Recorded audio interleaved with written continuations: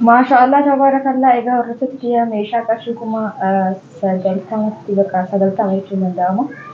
Fitee qabadee dhufeetu jira hagaduma viidiyoo kanatti na waliin tura viidiyoo kana immoo laayik sheer gochuu hin dagatina. Meeshaan kun meeshaa baay'ee akka babbareeda ta'e akkasumas meeshaa bakka murteessaadha jechuudha. Kun akkuma argaa jirtan kana gatii isaa haga dhumaatti yoo jirtan tokkoon isaatiin miidhageeffattanii akkasumas namoonni waa barbaadan karaa waasaappiitiin hedoo jedha televezyiinii eelee biddeenaa istoofii dhaabbataa rootoo kun akkuma argaa jirtan meeshaan isii kana fakkaata. Turtii gaarii na waliin qabaadha isin irraa istoofii kanaaf yeroo jalqabaatiif kana dabarsiisan. Assalaamu alaikum warahmatullahi wabarakaatu. Akkam nagaa jirtanii hordoftoota kiyya jaalatamuu fi kabajamoo akkam jirtan fayyaa keessanii alaamanni isaa namni keessan dalagaa fi maal fakkaatti ninjaa na bira bareeda alhamdulillah. Isin biras bareeda akka ta'e abdiin qaba jechuudha hordoftoota kiyya itti aansuun immoo har'aan tana meeshaa qarshii 90,000 wayi fixe jechuudha. Meeshaan kun tokko isaatiin gatii isaa kan isinitti himuu ta'a. Isin maal gootanire na waliin turuudhaan yaada qalbifataa namoonni meeshaa barbaadan illee dhageeffata. Viidiyoo immoo laayikii godha. Akkasumas hiriyoota keessan irratti sheer gochuu hin dagatinaa isin jaa hordoftoota kiyya namoonni meeshaa babbareeda barbaadan na biratti ni argattan uffatallee akkasuma jechuudha. Kanaafuu turtii bareedaa kana wajjin dabarsitan abdiin qaba. Haasawa olii gadi guuruu hin barbaadu. Kallattiimaan gara kana gannaan hin golfina. Kallattiimaan gara meeshaatti isin dabarsa jechuudha. Meeshaa kana yoo isinitti himu guddaa gara diqqaa isinitti himaa deema. Isin anuma wajjin koottaa jalqabarratti as biratti televezyiinii jira. Dursa mee rootoo isinitti agarsiisa. Rootoon kun qummati miti ukkuli jechuun danda'ama. Kun ni argitan jedheeti yaada. Leetira 420 dhiqqoosis leetira 420 kun akkuma argitan baay'ee takka guddaadha. Ka biyya keessaa tokkoffaadha jechuudha. Kana yoo isiniin jedhu yoo ifa isiniin taane rootoowwan kunniin ka biyya keessaati. Ka biyya alaa mootu kaasirraa qulfii qabu sun guddinni haagana ga'u leetirii guddaan isaa hin argamu jechuudha. 200 ho'i malee. Kuni qarshii 3,700 bitee jira guddaa isaa. Leetiriitu murteessaadha gatiin isaa jechuudha obboleeyyan kiyya. Ka qarshii 2,600 illee ka 3,000 illee ka 3,500 illee ni jira jechuudha. Leetira isaas irratti hundaaya. Itti aansuun televezyiina kun ismaartii kana ni qabdi. Televezyiinni kun gatiin isaa tokkoo miti hundi isaatu garagara. Ismaartiin kun gosa lama jira. Ismaartii noormaalii ka ta'ee fi kawaa hundi ofirraa jechuun fakkeenyaaf amma asirratti barreeffama yoo argitan fileeshiin fudhata, bulutooziin fudhata, waayifaan fudhata jedha. Taan immoo itti sakka'ee ilaalle garuu gizee binnu akkas jedhanii gurguranii jechuudha. Inchi 32 kun barreeffama isaa ni argitanii bulutooziillee fudhata, waayifaan fudhata jedha. Akkasumallee mootu miimoorii garaagaraa achirratti waan barbaadan fe'attanii kanaan wal quunnamsiistan ni hojjeta jedha jechuudha. Kana qabuu fi ismaartii noormaalii ta'ee ka homaa hin fudhanne gatiin isaa tokko miti jechuudha hordoftoota kiyya. Kana televezyiina qarshii 15,500 bitee meeshaa isaa kana jechuudha. Eelee tokko dabalatee isa kana jechuudha. Kana dabalatee waan as jiru kana kun as keessa diikoodarii isaa riimootii isaa dabalatee as keessa illee wanti ittiin inni jedhamu ni jira.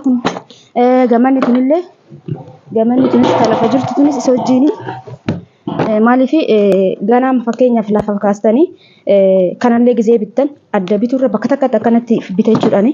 Deebii sanillee kan mataa diishii kaartoonii as kenna. Walumaa galatti akkanatti tanniin 5,000 bite inni kun ka qulqullinni isaa ga'aana ta'e 3,000 illee ni jira. Wanna nama akkana asitti isinitti agarsiisu kunniin jechuudha. Kana 5,000 televezyiiniin 15,500 walitti herreeguu dandeettanii. Itti aansuun immoo gara eelee isin dabarsa jechuudha hordoftoota kiyya. Eelee kanallee wanti irraa baay'ee dubbadhu hin jiru. Duruu nu beektan jechuudha hundi keessanuu. Garuu wanni ani isinitti himu tokkoffaaf lammaffaa qabdi. Eeleen garaa keessaatii fi meeshaan ittiin hojjetamu kun hunduu maateriyaaliin isaa ka gatii gadi aanaan dalagamu jira jechuudha. Sibiilli isaa kun sibiila qofallee miti. Eeleen maantuni akkanuma taatee saayiziin isii xiqqoo kanarra gadi jirtu sooba xiqqooma jechuudha. Ta xiqqoo ija nama hin guunne akkanatti ni jira hagasumaaf illee gatiin wal dhaabaa jechuudha. Yoo ka meeshaa qulqullina hin qabneen ka isin wajjin akka hojjetamu barbaadan haga qarshii 6,000 illee jira. Books illee qabaatee almuuniyeemiin isaa kun ka lammaffaati yoo isin dalagame jechuudha. 7,000 6,000 jira. Kuni qarshii 9,700 dalagame waa hundi isaatu tokkoffaanii jechuudha. Books illee qabdi. Bakka tanallee ni qabdi jechuudha. Dhiyoo tanallee bitee jira nama. Egaa kun akkana itti aansuun immoo istoofii kana mootu kun akkuma argaa jirtan kana kan itti gadi cufaa qaba. Nama dhaabbataa ta'ee waan isaan fooyyessan nama kana fayyadamaa gizee baay'ee ni argitanii. Kanuma ta'ee jala kana kun waan bakka ni qaba bakka irra kaa'atan kun akkana jechuudha hordoftoota kiyya. baay'ee yaasaa dheeressu malee tokkuma jechuudha. Asitti illee inni kunillee gizee hojjetamu meeshaa gadi aanaan gizee hojjetame haga qarshii 4,000, 5,000, 6,000 ni jira. Kun ammaan tana qarshii 7,000 dalaksiisana. Bireekariin isaa kunillee tokkoffaadha. Kun jechuudha kanaafii gubatuu miti tokkoffaan hojjetame jechuudha. Wantoota kiyya shiboon as keessaa kunis waa hunduu tokkoffaan inni hojjechiise lammaffaa yoo barbaadan isinii qannasa jedhee jira. Wanni martuu jechuudha akkuma ajaja keessaniiti. Akkana isiniin jaa itti aansuun immoo mallee meeshaa guddaa gara diqqaa deemnee isiniin jaa jira. Kana wanni shunkurtii kana qarshii 700 obboleettiin tiyyatuun immoo isaanii giloobaalii firee sadiin irraa ajajatte. Akkasumallee osoo gara isaanii kanaan dabalin namoonni meeshaa mana keessaa hojii garagaraatiif barbaadan biyya alaa teessanii akka yaada kiyyatti jalqaba osoo ofumaa galtanii waan hojjettan san tariitii haalli jiru isin yaada isin jijjiirsisuu mala waan ta'eef qaamaan galtanii waan hojjetu yaaddan san erga irratti xiyyeeffattanii qo'attaniin booda osoo meeshaa bitattanii bareeda jedhee yaada hundumaafuu firee sadii nan jettee jirti. Firee sadii lama kun akkasinitti toluuf akkasitti baasee jira. Tokkommoo as keessa jira jechuudha. Kajalaa kana keessa jira. Kun kan inni keessaa bahee gatii isaa isinitti deebi'a. Distii guddaa kana kun kajalaa guddaa kana 2,600 biteefi jira. Kunillee isumatti aanee ka jiru 2,400. Egaa itti aansuun hordoftoota kiyyoo kun akkuma siin jedhee saanii giloobaalii kan saaniin giloobaaliin kuni ammaan tana dabalee jira. Meeshaa nama viidiyoo isin gadhiisu kun cinaan isaa torbee dura ka bitame kun as dhiyeenya kan itti guutamee fi waan akka eelee fi waan akka istoofii eeguuf ture jechuudha malee dura ka bitame meeshaan kuni tariitii amma dabaluu danda'a. An viidiyoo gizee gadhiisu kan nama biraa hin beeku hadhuma meeshaa bitee hadhumaa miti ka gadhiisu jechuudha. Meeshaan torbaan lama dura torbee tokko dura bitamuu danda'a. Viidiyoon hadha gadhiifamuu danda'a jechuudha. Akkasitti hubadha namoonni viidiyoo laaltanii gatii nama garaagaraatirra laaltanii jettanii viidiyoon guyyaa gadhiifamu saniin miti meeshaan ka bitamu. Hundumaafuu saanii giloobaalii kana qarshii 5,500 bite gizee isiif bitu amma 5,600 galee jira jechuudha. Saaniin giloobaalii tokkoffama hundi isaatu taanii ta'uuf hin beeknu halluu kunoo halluu lama kachi keessa halluu akkamii akka ta'e hin beekne kuni boora kuni adiidha. Isin jaarratti qarshii 5,500 bite amma garuu 5,600 galee jira jechuudha. Asumaan immoo sinii gimaash hojjinaan jettee sinii alaa kwaalitii tana qarshii 2,500 rakabooti illee 2,500 sufraa nyaataatiif ka buna sufraa bunaa kana laala bal'inna isa rakabooti irraa sirriitti tirfii qaba jechuudha. Meetira tokkoof tokko cinalleen ukkulima jechuudha. Kun immoo kan nyaataa hedduu takka bal'aadhaa bakka 2-3tti cabsee walumaa galatti lamaan kana 2,700 hojjechiisee fi jira jechuudha. Teermuuzii isa kana leetira 2 garuu tokko tuqaa 9 jedha asirratti. Halluun isaa kun asirra akka jiru kan diimaan jira gurraachaan jira silvarii kanaan jira. Taisii banee ilaallee maal akka ta'e kanneen keessaa tokkoma. Sahaanii kanatti bitee firee jaanaan jette sahaanii kana marti keessan osoo bitattanii natti tola. Adii fi kanaan jira hedduu jajjabina qaba wallahi isaanii ajaa'ibaati. Yoo makka laaluu das nama jedha. Garuu wajjiidha darzanni tokko qarshii 3,200 gimmaashni isaa 1,600 mafaqfaqaa kana haga siyaasa nama hedduu na jettanii hin dhabe amma ijee jira gizee dhufe sinii bita. Ka wonniif jalaa qabu orjinaalli kun hin dhabe kana 800 bitee fira guyyaa isii bitu jechuudha. Baalli tana 650 kun immoo 500 itti aansuun immoo jookiiwwan kana firee jahanaan jette firee 4 bitee fi 3 wal fakkaata.